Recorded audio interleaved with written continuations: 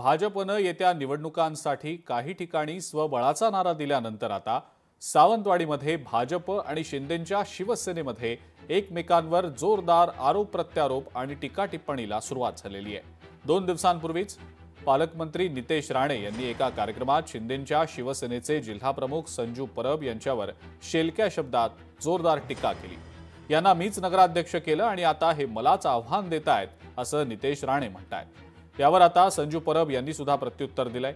नारायण राणे, रवींद्र चव्हाण यांच्यामुळे मी नगराध्यक्ष बनलो, बाकीच्यांचा काहीही संबंध नाही असं परब यांचं म्हणणं आहे। कोणी काही पत्रकार घेतं, काही आव्हान करतं, आमचं तर चव्हाण साहेब मनोरंजन होत असतं। रोज सकाळी पेपरात उठतो, हा आव्हान देतोय ते आव्हान देतो। मी मनात बोलत चाहलं ह्याला मीच नगराध्यक्ष बनवलं आणि आज मला आव्हान द्यायला लागलाय। त्याला आम्ही नसतो तर काय झालं असतं। हे असे असंख्य उदाहरणं आहेत। म्हणजे विधानसभेच्या टायमाला प्यार किया तो डरना क्या होतं आणि विधानसभेच्या नंतर हम आपके होऊन कोण झालेलं आहे।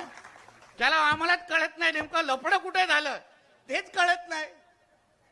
काय तुम्ही आपले प्रभाकरजी एक दुसऱ्याकडे कुठे गेले बघत असतो। अरे तुम्ही चुकलात का मी चुकला सांगा तरी। कोण गुन्हेगार, कोणाला चव्हाण साहेबांचा अवेळी फोन येणार हे तरी सांगा। रवींद्रजी चव्हाण साहेब, सावंतवाडीतली जनता आणि पाटेकर देवता यामुळे मी सावंतवाडीचा नगराध्यक्ष झालो। त्याच्यामुळे कोणी मी केलं हा विषय येत नाही आहे,